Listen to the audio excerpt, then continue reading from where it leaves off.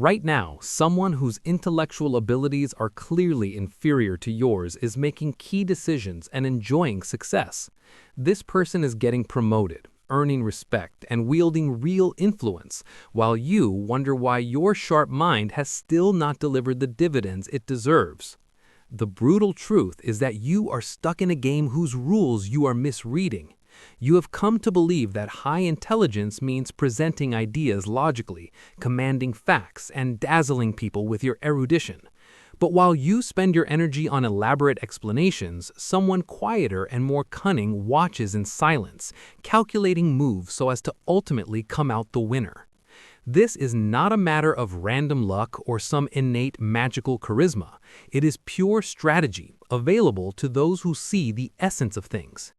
More than 500 years ago, Machiavelli formulated a principle that many people still cannot grasp. Intelligence without real influence becomes mere background noise. You can be the most enlightened person in the room and still be pushed aside, because power is born not from encyclopedic knowledge, but from the ability to shape situations to your advantage. We will examine the hard principles that will change how you interact with people. These are not generic tips, they are the hidden mechanics of power that separate those who are used from those who genuinely control circumstances. Principle 1. Stop constantly explaining yourself and start observing, because every unnecessary word costs you a share of your influence.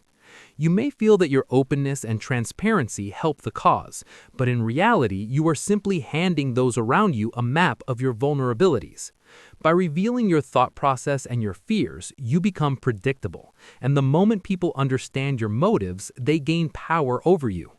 Think of any meeting. The real leader is often not the one presenting dozens of slides or delivering long speeches, but the one who asks precise questions and draws conclusions.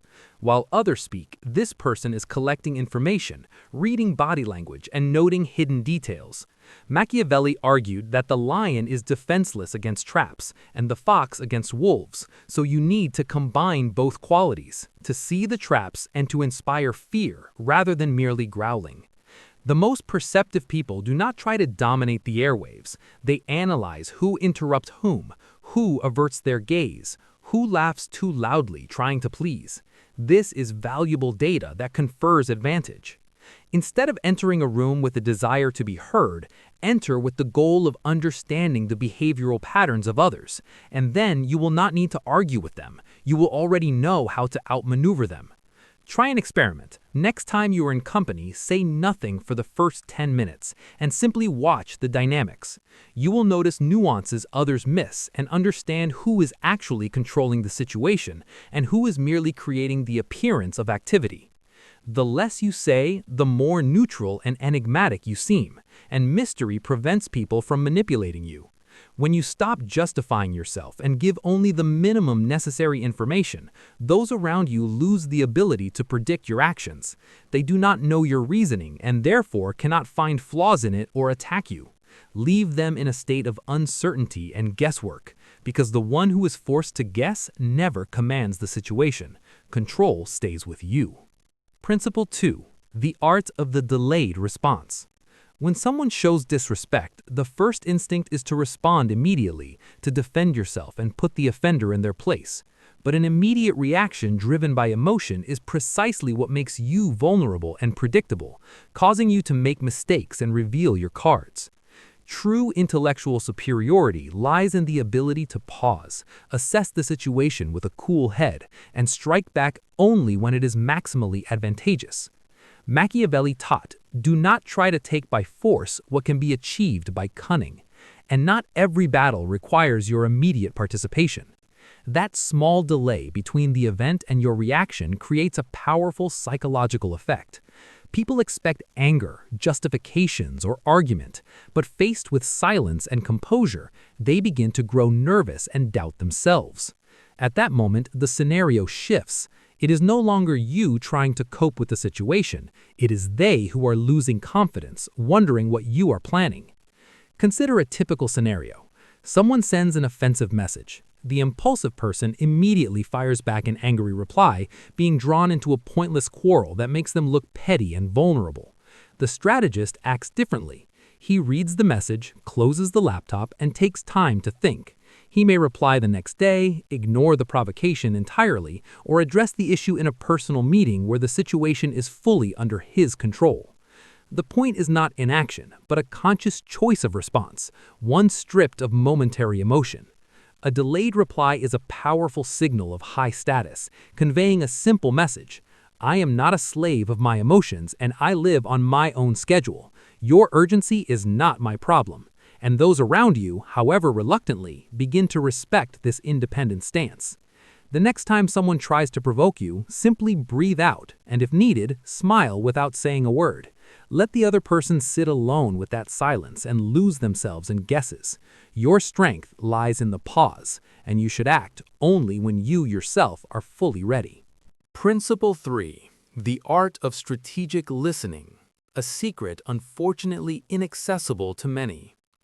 People love to talk about themselves, their problems, ambitions, opinions, and conflicts. And in this endless stream, they involuntarily reveal everything, their fears and weaknesses, their hidden desires. All that is required of you is to fall silent and listen. Most people only pretend to listen, actually waiting for their turn to speak and mentally rehearsing their reply. This is not absorbing information, it is a waste of time. True strategic listening resembles gathering intelligence. You catch not only the words, but also what the person omits. You follow their facial expressions and their reaction to uncomfortable topics. Machiavelli rightly noted that people usually judge by appearances, and only a few are capable of seeing the essence. The more your conversation partner talks, the more they reveal, literally handing you a weapon against themselves, while you, maintaining your silence, accumulate valuable information. Understanding people's true motives, values, and fears gives you genuine influence over them. Your task is to listen with intent, asking precise, guiding questions and showing sincere curiosity rather than trying to pull attention toward yourself. In such an atmosphere, people begin to share even what they had planned to conceal, and soon you understand them better than they understand themselves. This is not cheap manipulation, but deep strategy. Real influence is built not on coercion, but on such thorough knowledge of a person that your words strike precisely when you finally decide to speak. In practice, if I see that you fear appearing weak, I will never confront you directly, but will instead offer an exit that lets you save face. Knowing that loyalty means everything to you, I will appeal not to logic or benefit, but to duty toward your people. And if I notice insecurity about your own intelligence, I will ask for your advice, letting you feel like the expert. You are not merely listening to words, you are building a detailed psychological map of a personality, with which you can guide a person to any destination you choose. Principle 4. Creating energetic distance.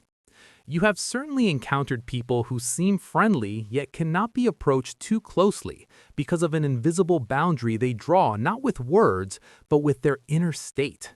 Most people mistakenly believe that boundaries must be proclaimed loudly, but the real, most durable barriers are felt at the level of energy.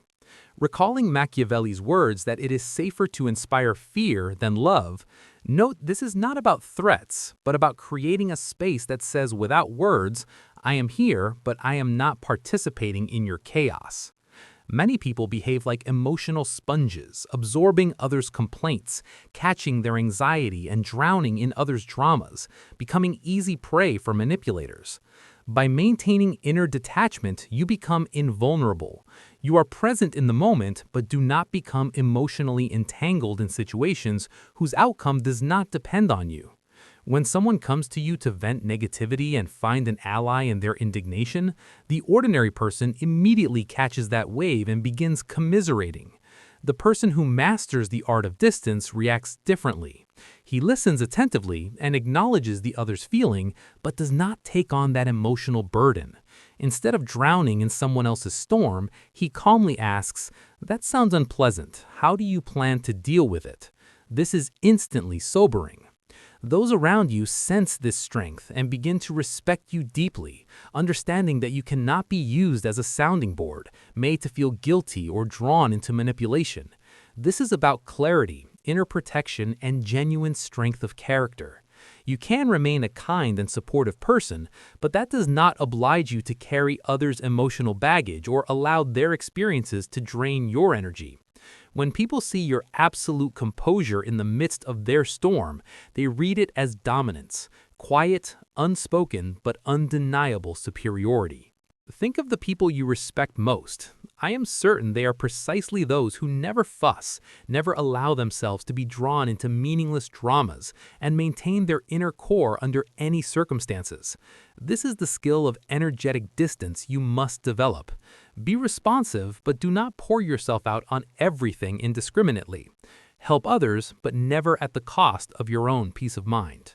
Principle 5. The power of unspoken standards. Nothing is more vulnerable than loudly declaring your rules, whether demands for honesty or loyalty. No one cares about your declarations because words are cheap, and the only hard currency in human relationships is action.